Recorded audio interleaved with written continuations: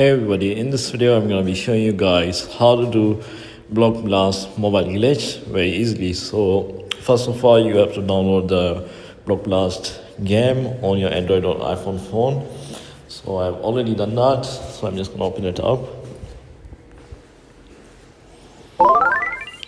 And here, once you have played the game, just play it for a while like this. And yeah, so once you have played the game for a while, what you can do is you can just pause the game like this, go to settings. It's going to be similar on an Android phone as well. Just go to settings, go to time zone, date and time or time zone, and yes, toggle off set automatically and select a different time zone from here.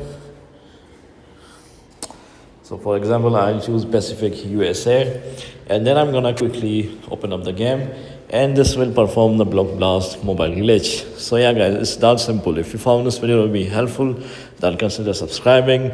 With that being said guys, I'll see you in the next video very soon. Peace.